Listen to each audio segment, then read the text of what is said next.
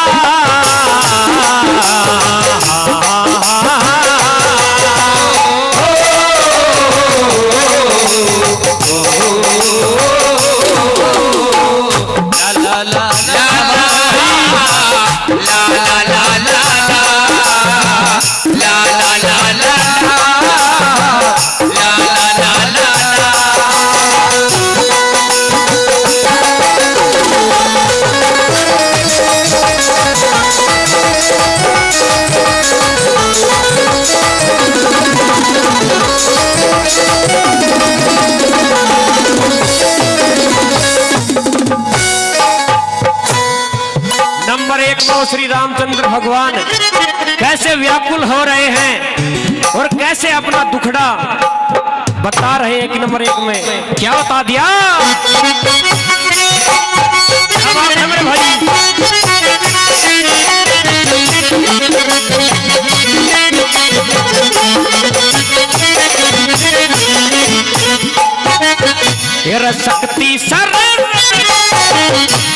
शक्ति से बेहोश हो गया, शक्ति से बेहोश हो गया और नब्ज में जोश नहीं हो कैसे पड़ा धरणी में रया बदन में जोश नहीं हो कैसे पड़ा धरणी में रया बदन में होश नहीं। जब तक तन में सांस चाल रही तब तक हो काना से नहीं रात रात मेरे बिगड़े सके ना फिर बचने की आस नहीं। रात रात मैं बिगड़ सके ना फिर बचने की आस नहीं। एक पैर में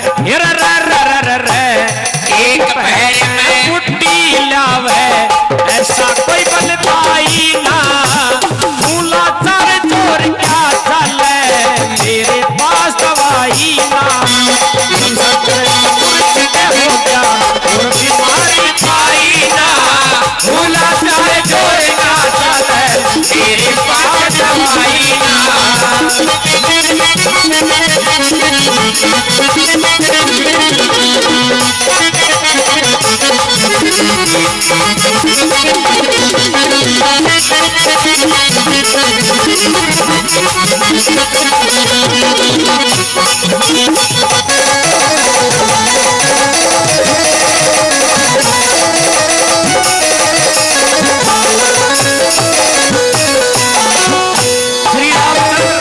श्री रामचंद्र भगवान बड़े ही व्याकुल हो जाते हैं, उनकी आंखों से अश्रु बह रहे हैं।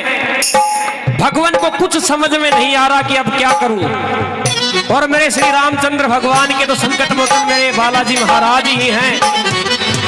वो तुरंत किसी ने बताया कि लंका में सुसैन वैद्य रहता है, तो अब सुसैन वैद्य को लेके कौन आए, बालाजी महाराज को आदेश दे देते हैं और बालाजी महाराज जाके सुसैन वैद्य को उठा के लेके आ जाते हैं।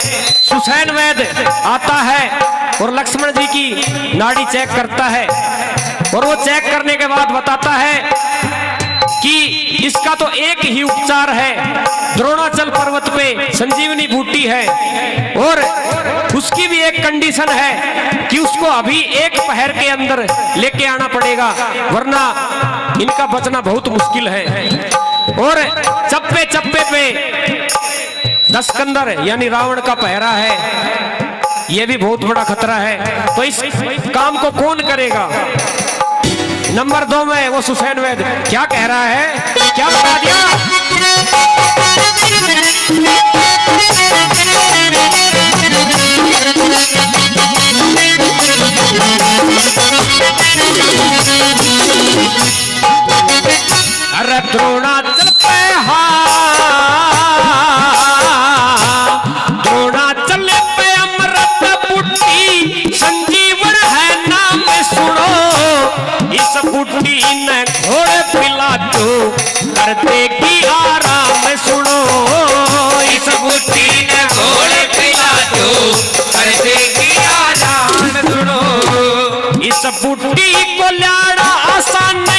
मुश्किल का है काम सुनो।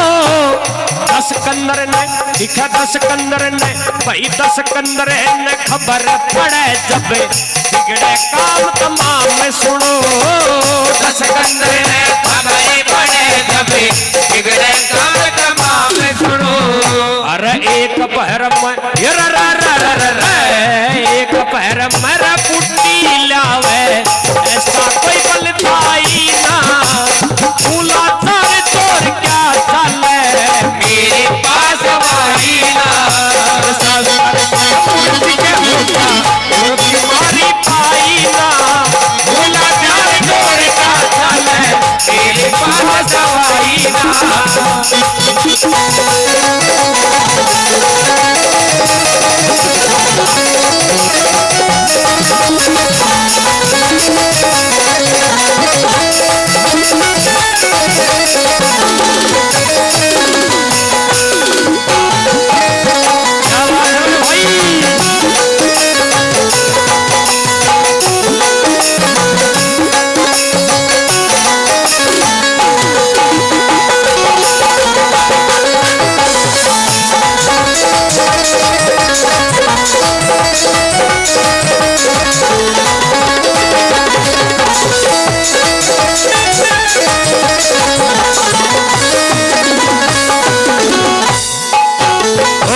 हुसैन वैद्य की इतनी बात सुन के श्री रामचंद्र भगवान और ज्यादा व्याकुल हो जाते हैं, गहरी चिंता में डूब जाते हैं। तभी उनकी इस चिंता को देख के मेरे बालाजी महाराज, संकट मोचन बालाजी महाराज खड़े होते हैं और कहते हैं कि हे भगवान, जब तक आपका ये दास मौजूद है तब तक आपको चिंता करने की कोई आवश्यकता नहीं है, और मैं जाके एक पहर में बूटी लेके आऊंगा। नंबर 3 में क्या बता दिया?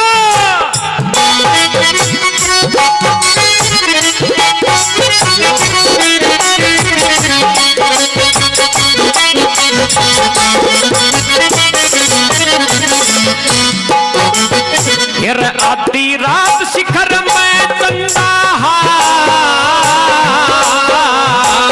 आधी रात शिखर में चंदा, खड़ी रही अब रात नहीं।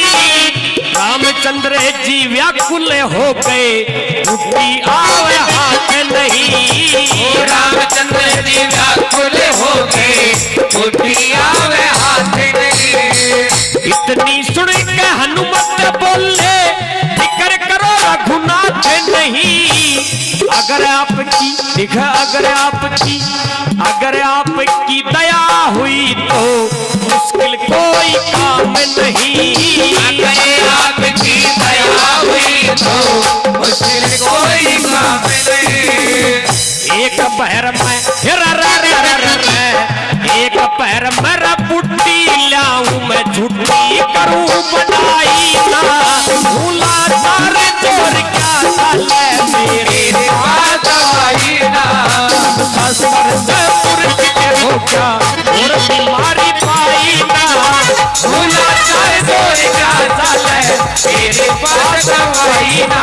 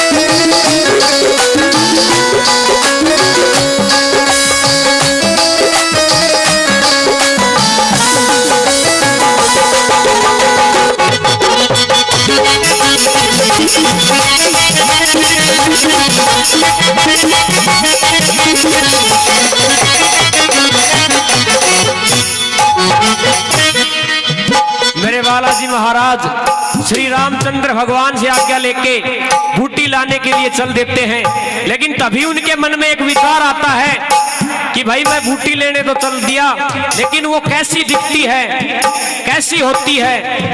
वो सुसैन वैद्य जी से कह रहे हैं कि वैद्य जी मुझे बताइए मैं उस बुट्टी को पहचानूंगा कैसे। नंबर 4 में और अंतिम कली में कवि ने निचोड़ कर दिया, क्या बता दिया?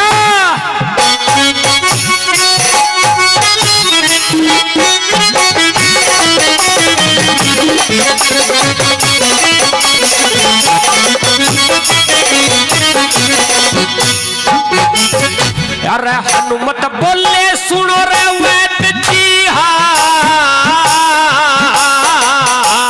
हनुमत बोले सुनो वैद्य जी, उसकी है सैनानी क्या? पर्वत ऊपर कई रे बूटियां, उसकी खास निशानी क्या? पर्वत ऊपर कई बूटियां, उसकी खास निशानी क्या? दिए कैसी जोत देख ले भाई, दिए कैसी जोत देख ले, इससे घड़ी बतानी क्या? बिना तेल के भाई बिना तेल के दिख, बिना तेल के कर रे रोशनी, इससे घड़ी पिछाड़ी क्या? बिना तेल के करे रोशनी, इससे घड़ी पिछाड़ी क्या? हर नारायण हिर हर नारायण शर्मा कहता, हर नारायण कहे पवन सुत चलती है देर लगाई ना